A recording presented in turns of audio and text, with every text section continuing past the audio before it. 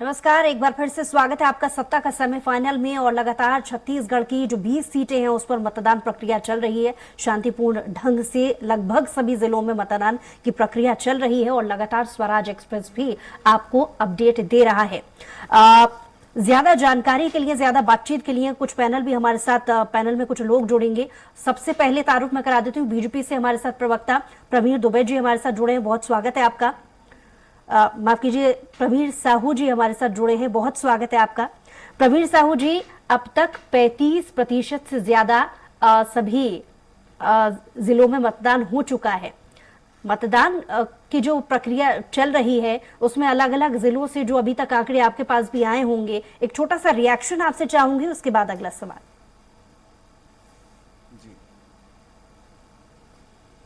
सबसे पहले तो मैं भारत माता की जय कहूंगा, जय छत्तीसगढ़। और सभी मैं मतदाताओं से अपील करूंगा कि कृपया अपने मताधिकार का उपयोग करें और 100% संख्या में आप मतदान करें। देखिए, जिस प्रकार अभी तक के आंकड़े हैं, लगभग अनुमानित 30 से 35% के हिसाब से मतदान हुआ है और 10 सीटों पर 3 बजे तक मतदान होगा और बाकी 10 सीटों पर 5 बजे तक मतदान होगा। तो मैं आग्रह करूंगा कि सभी मतदान करें। लेकिन जिस प्रकार आपने अपने रिपोर्ट में दिखा कि कई क्षेत्रों में नक्सलियों के डर से जिस प्रकार वोटिंग नहीं हो रहा है, ये कांग्रेस सरकार की पोल खोलती है, जो कहते हैं कि नक्सल समस्या में कमी आई है। ये प्रमाणित करते हैं कि कांग्रेस सरकार ने कोई काम नहीं किया। बुशरा जी, मैं आपको बताना चाहूंगा, 2018 में प्रथम चरण में 18 सीटों पर वोटिंग की गई थी क्योंकि उनको नक्सल प्रभावित माना गया था। लेकिन वर्तमान की परिस्थिति में 2 सीटें बढ़ाकर 20 सीटों पर प्रथम चरण में वोटिंग हो रही है। निश्चित रूप से कांग्रेस सरकार आने के बाद नक्सल की गतिविधियां बढ़ी है, इसलिए 2 अतिरिक्त विधानसभाओं को जो है नक्सल प्रभावित मान रहा है। निर्वाचन आयोग अपना काम कर रहा है, लेकिन कांग्रेस सरकार ने कोई काम नहीं किया है। जिस प्रकार वहां की शिक्षा, स्वास्थ्य, पानी, बिजली, किसी भी प्रकार की कोई मूलभूत सुविधाओं पर उन्होंने कोई काम नहीं किया, ना आवाज दिया। इसलिए आदरणीय टीएस सिंहदेव जी ने अपने महत्वपूर्ण विभाग से त्याग पत्र भी दिया था। मैं आपको बताना चाहता हूं, भारतीय जनता पार्टी प्रतिबद्ध है इनके लिए काम करने के लिए, खासकर आदिवासी वर्गों के लिए, कि हमने अपने कार्यकाल में जो आरक्षण इनके लिए 20% था उसको बढ़ाकर 32% कर दिया। शिक्षा की बात करूं तो हमने प्रयास नामक आवासीय विद्यालय खोले जो नीट और आईआईटी जेई की तैयारी करवाता था। आज उस विद्यालय से पढ़े हुए बच्चे आईआईटी जेई में इस प्रकार बड़े बड़े संस्थान में अध्ययनरत है।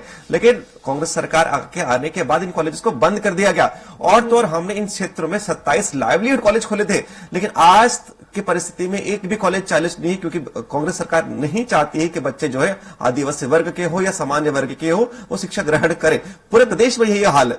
मैं आपको बताना चाहता हूं बड़ी गंभीरता पूर्वक कि आदिवासी वर्गों में 12 जनजातीय समूह था जिनको केवल क्लरिकल एरर के चलते आरक्षण का लाभ नहीं मिल रहा था। हमारी सरकार, मोदी सरकार ने इसके लिए एक बिल लेकर आया संसद में, लेकिन कांग्रेस का आपका आदिवासियों के प्रति विरोध देखिए कि इस बिल का समर्थन करने के बजाय इसका विरोध करते हुए वॉकआउट कर जाते हैं। यह तो कांग्रेसियों की मानसिकता है कि आदिवासी को बढ़ते हुए नहीं देख सकते।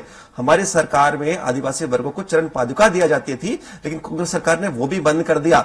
आदरणीय राहुल गांधी जी कुछ दिन पहले आए थे, वो कहते थे कि जो तेंदुपत्ता का प्रति मानक बोरा का राशि 4000 रुपए देंगे। बड़े स्तर पर इसको हाईलाइट किया गया, लेकिन जैसे हमारा जन घोषणा पत्र आया जिसमें हमने कहा कि हम 5500 रुपए प्रति मानक बोरा देंगे, ये दोबारा यूटर्न लेते और कहते कि हम 6000 देंगे। जो 4000 नहीं दे पा रहे थे, 6000 कहां से देंगे?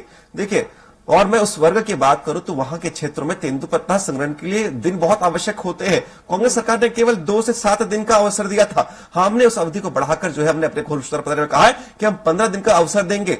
तो इस प्रकार बहुत सारे जो है लोकहित की नीति हमने अपने 15 साल के कार्यकाल में अपनाया है और आगे भी हम अपनाएंगे।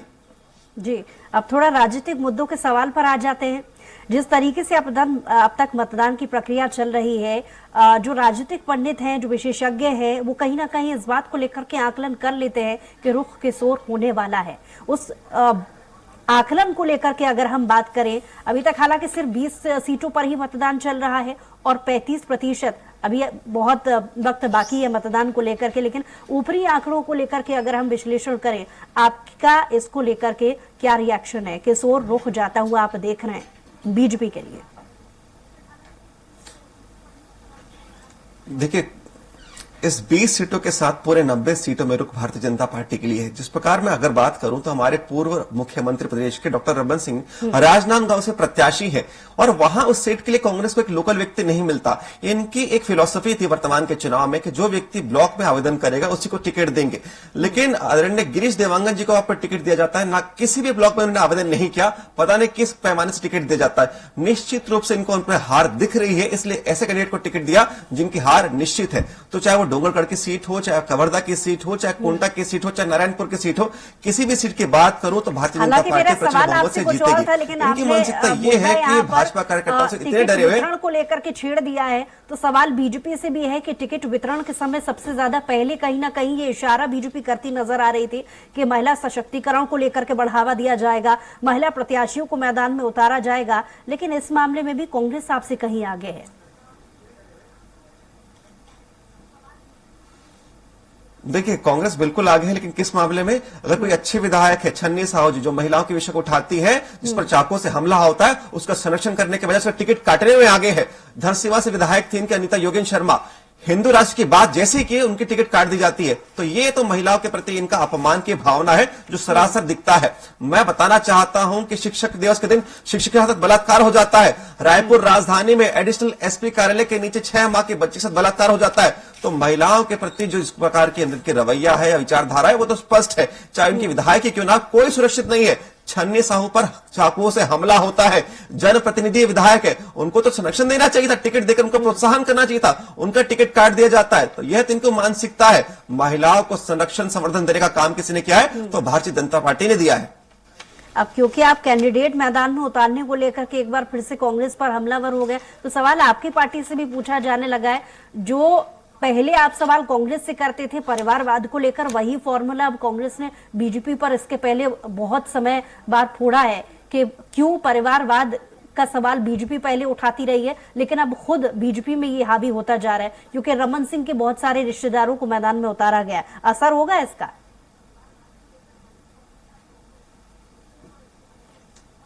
देखिए, हमारे यहाँ कोई परिवारवाद नहीं है। मैं आपको बताना चाहूँ, जिन आदरणीय विक्रांत सिंह की बात कर रहे हैं वो धरातल पर काम करने वाले व्यक्ति है।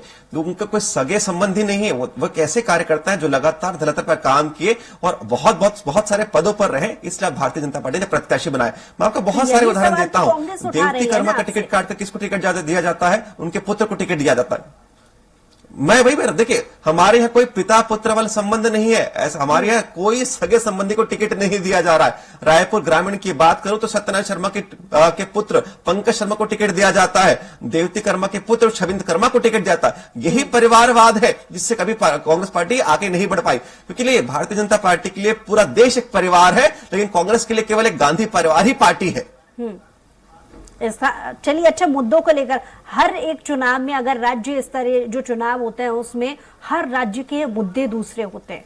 क्या आपको लगता है कि आपके बहुत सारे ऐसे मुद्दे जो बहुत सारी आप फहरिस्त गिना रहे हैं कांग्रेस पर हमलावर होते हुए, बहुत सारे जो मुद्दे हैं जिनको लेकर के कांग्रेस काम नहीं कर पाई, मुद्दे क्या थे जिनको आप आधार मानते हुए जनता के पास गए और उन्हें समझाने की कोशिश की गई? मुद्दे कौन से थे बीजेपी के? देखिए, जनता के विकास के मुद्दे भारतीय जनता पार्टी की पहले जो है सरकार होती है। जिस प्रकार हमने इस प्रदेश में विकास की गंगा बहाई थी, उस विकास की गंगा को रोकने का काम किसी ने किया है तो कांग्रेस पार्टी ने किया। हमने इस प्रदेश में ट्रिपल IIT, एम्स, HNLU हमने लाया। बहुत सारे हमने सड़कें बनाई, चाहे वो कॉलेजेस की बात करूं या मेडिकल कॉलेजेस की बात करूं, प्रत्येक क्षेत्र में, चाहे इंफ्रास्ट्रक्चर हो, चाहे शिक्षा हो, चाहे स्वास्थ्य, प्रत्येक क्षेत्र में काम किया। लेकिन कांग्रेस सरकार आने के बाद ना शिक्षा की व्यवस्था है, ना स्वास्थ्य की व्यवस्था है, ना आपकी सुरक्षा की व्यवस्था है। जिस प्रकार मैं बात करूं तो जिस प्रकार PSC जैसे बहुत गंभीर विषय में कांग्रेस सरकार स्कैम करती है, युवाओं का अधिकारी बनने का सपना छीन जाता है। शराबबंदी की बात लेकर आए थे, शराबबंदी की बात तो छोड़िए, घर घर शराब की होम डिलीवरी कर रहे हैं। गौ माता के नाम पर दो योजना में घोटाला करते हैं। गौठान घोटाला 1300 करोड़ का और गोबर खरीदी में 229 करोड़ का घोटाला करने वाली सरकार किस प्रकार जनता के बीच जाएगी, इनका बौखलाहट स्पष्ट रूप से दिख रहा है। इसलिए जनता के पास जाने से ये डर रहे हैं। घोटाले की तो लंबी फहरिस्त है। लैंड घोटाला। हमारे साथ कांग्रेस से प्रवक्ता अमित श्रीवास्तव जी भी लाइव जुड़ गए हमारे साथ। बहुत स्वागत है आपका अमित जी। चलिए, अमित जी के पास लौटेंगे हम। प्रवीर जी, बात पूरी कीजिए।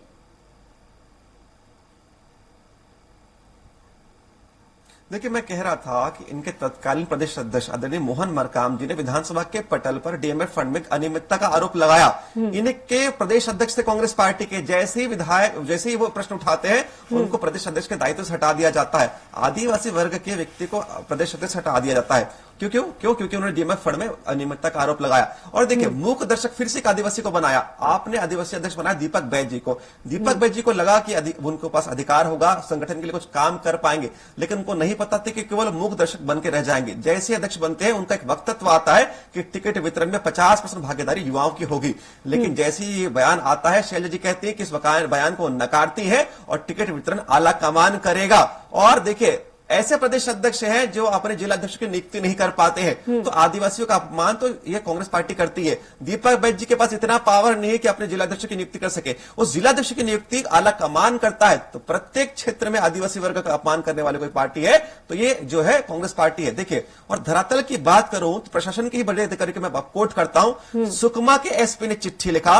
बस्तर के कमिश्नर ने चिट्ठी लिखा कि बड़े स्तर पर धर्मांतरण हो रहा है। ये कोई भाजपा का आरोप नहीं है। सुकमा के एसपी ने चिट्ठी लिखा है, बस्तर के कमिश्नर ने चिट्ठी लिखा कि बहुत बड़े स्तर पर धर्मांतरण हो रहा है, लेकिन सरकार आंख मूंद कर बैठी है। और मैं आपको बताता हूं कि इसी के चलते कवर्धा से लगवे बिरनपुर में 3 लोगों की हत्या होती है सांप्रदायिक हिंसा में। और मैं आपको बड़ी गंभीरता के विषय बताता हूं कि 7 फरवरी को जन समूह पुलिस प्रशासन से एक निवेदन करता है, काम सभा बुलाती है, प्रशासन को निवेदन करता है कि देखिए, लव जिहाद जैसा सांप्रदायिक विषय यहां पर हो रहा है। प्रशासन से निवेदन किया कि कृपया इस विषय में ध्यान दीजिए। सरकार की लापरवाही के चलते 2 महीने के बाद भुवनेश्वर साहू की हत्या कर दी जाती है सांप्रदायिक ताकतों के द्वारा।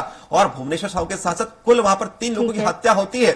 जनता वहां पर सरकार से मांग कर रही थी पिछले 2 महीने की, सरकार ध्यान दीजिए, लेकिन सरकार ने कोई ध्यान नहीं दिया। तो इसलिए ये तो जनता तय करेगी। आपने बिल्कुल बहुत सही फरमाया, लेकिन आपकी बातों से बहुत गौर से मैं आपकी बातों को सुन रही थी। आपकी बातों को सुनने के बाद में कहावत मुझे यहाँ पर याद आ रही है, 24 निकले 26 बनने बन गए 2। ये कहावत इसलिए है क्योंकि कहीं ना कहीं नीति पर शक कांग्रेस कर रही है बीजेपी की, क्योंकि नीति कुछ और थी। चलते चलते जब जरूरत आन पड़ी बीजेपी को तो अपने हिसाब से मॉड्यूलेट कर लिया और वही नीति अपनाने लगी जो कांग्रेस एक जमाने में अपनाया करती थी। सबसे पहला मुद्दा जो थोड़ी देर पहले आप ही ने अपने मुंह से जिक्र किया, परिवारवाद को लेकर, ऐसे बहुत सारे मुद्दे, शराबबंदी की जो समस्या है वो रमन सरकार के कार्यकाल के समय भी ये मुद्दा बार बार कांग्रेस की तरफ से उठाया जाता रहा था। तो नीति में परिवर्तन समय के हिसाब से बीजेपी में क्यों आ रहा है, ये सवाल कांग्रेस का। चलिए, लौट रही हूं इस सवाल का जवाब मैं आपसे लूंगी। हमारे साथ अमित जी एक बार फिर से जुड़ गए हैं, बहुत स्वागत है आपका। शुक्रिया बुशरा जी। अमित जी, अभी तक आप प्रवीण जी की बातों को सुन रहे थे। मेरे ख्याल से जितना भी आपने सुना है, बीजेपी ये आरोप लगा रही है कि शराबबंदी और ऐसे बहुत सारे मुद्दे हैं जिनको लेकर जनता के सामने तो कांग्रेस जाती थी 2018 के पहले के चुनाव में, लेकिन अब वो भूल गई है। देखिए, सबसे पहले तो मैं छत्तीसगढ़ विधानसभा चुनाव 2023 की जो आज मतदान हो रहा है प्रथम चरण का 20 सीटों पे, मैं समस्त मतदाताओं से निवेदन करूंगा कि निकलें और वोट करें। ये आपका आपका अधिकार भी है और आपकी जिम्मेदारी भी है। और जिस प्रकार से आज छत्तीसगढ़ में वोटरों का उत्साह देखने को मिल रहा है वो जबरदस्त है बुशरा जी। और कई मतदान केंद्रों पे लेकिन जिस प्रकार से ईवीएम मशीन खराब होने की भी आ रही है, जिससे लोगों को परेशानियां भी हो रही हैं, ये भी आपके चैनल के माध्यम से और दूसरे चैनल के माध्यम से पता लग रहा है। जिस प्रकार भानु प्रतापपुर में बूथ क्रमांक 126 में ईवीएम खराब हो गई है, मोला मानपुर में बूथ क्रमांक 226 इस पे खराब हो गई है, कवर्धा कोंडागांव में बूथ क्रमांक 229 पे खराब हो गई है। तो लगातार उसको ठीक किया भी जा रहा है। लेकिन मैं आपके माध्यम से बता दूं कि बीजेपी के लोगों पे वैसे भी कोई विश्वास करते नहीं है, क्योंकि जिस प्रकार से आज वोट पड़ने वाला है छत्तीसगढ़ में, पुनः छत्तीसगढ़ के और उज्जवल भविष्य बनाने के लिए और छत्तीसगढ़ को समृद्ध, सशक्त और खुशहाल बनाने के लिए जिस प्रकार जनता निकल रही है, वोट कर रही है, बीजेपी के लोगों की यही पीड़ा है। अभी प्रवीण जी कह रहे थे हमारे यहाँ परिवारवाद नहीं है, तो राजनांदगांव का अगर हम बात कर लेते हैं, क्योंकि वो राजनांदगांव की बात कर रहे थे कि कैंडिडेट बाहर के हैं, तो मैं आपको बता दूं रमन सिंह जी रायपुर में रहते हैं, है कवर्धा के और चुनाव लड़ रहे हैं राजनांदगांव से।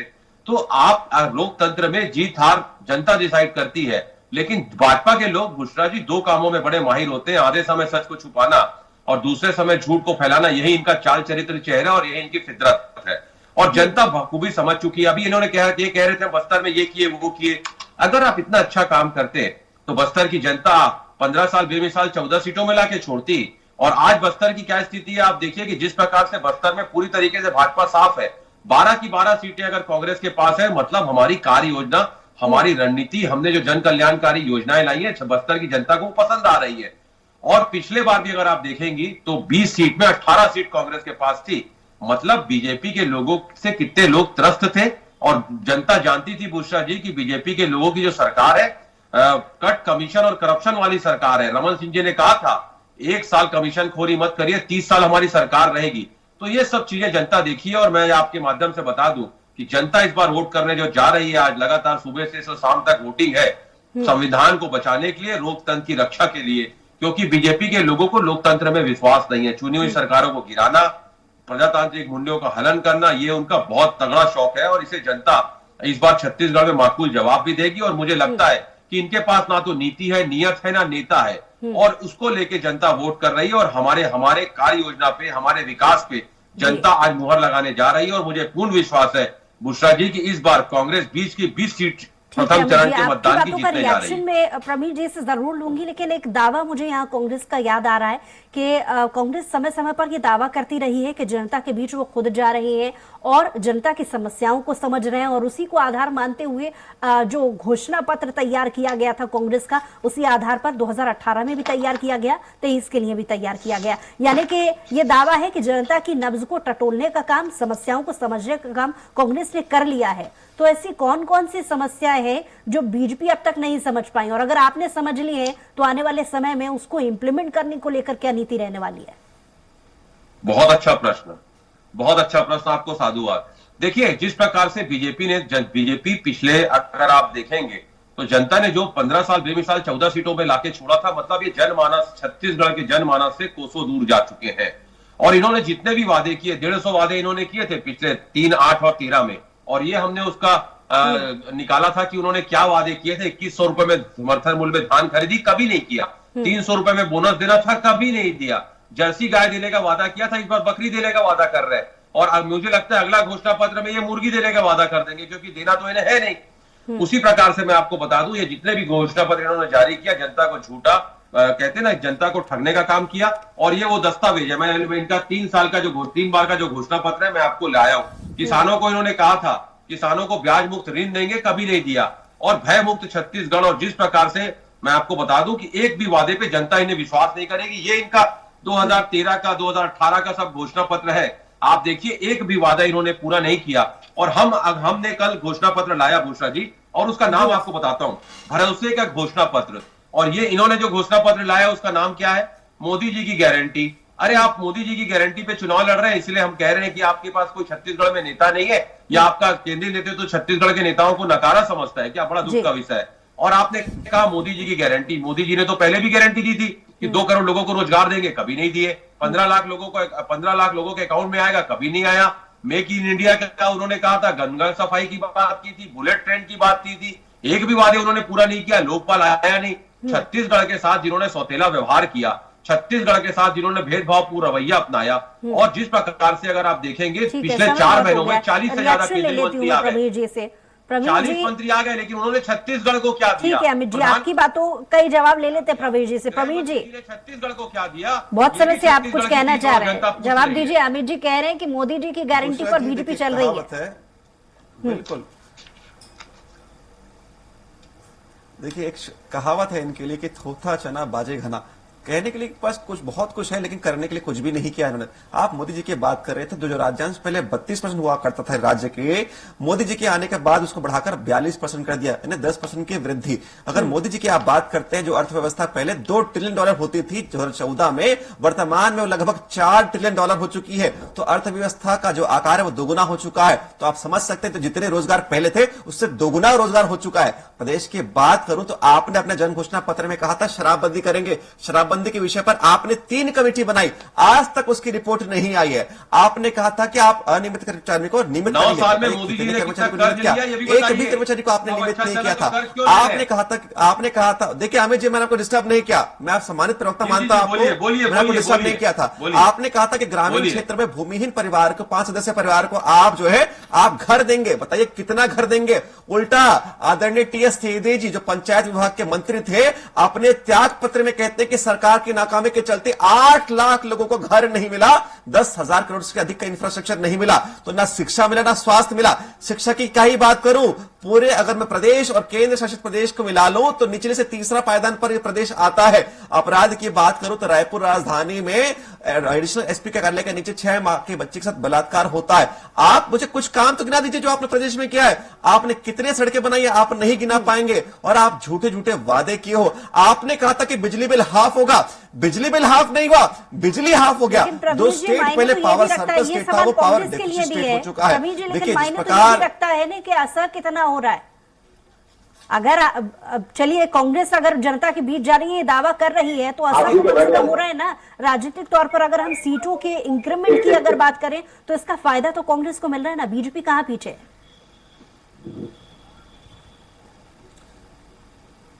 देखिए ये जनादेश है, पिछले बार जो 18 में हमको जनादेश मिला था हमने स्वीकारा था। हमने कहीं भी ईवीएम को दोषी नहीं ठहराया था, जैसे ये पहले दोहराते थे। जनादेश है, जनता ने जो जनादेश हमको दिया हमने इसको स्वीकारा। लेकिन देखिए जनता ने क्यों विश्वास किया था इस झूठा जन घोषणा पत्र के माध्यम से। ये पॉइंट नंबर 1 में लिखा हुआ था कि हमने जो भाजपा कार्यकाल में 2 साल का हम बोनस नहीं दे पाए थे उसको वो देंगे। कितना बोनस दिया बताइए?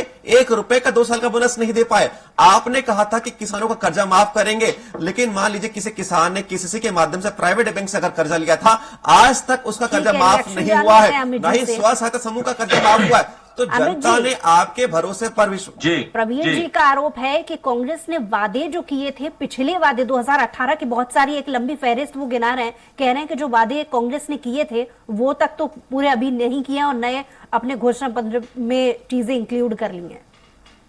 बुशरा जी, केवल बातों और वादों की चाशनी नहीं परोसी जा सकती। लगातार 15 साल इन्होंने यही काम किया जो बेहद चिंता का विषय है। और आपको बता दूं, हम आ भी भरेंगे तो ये करेंगे बदनाम और एकत्र भी करेंगे तो चाय नहीं होगी, ऐसा नहीं होगा।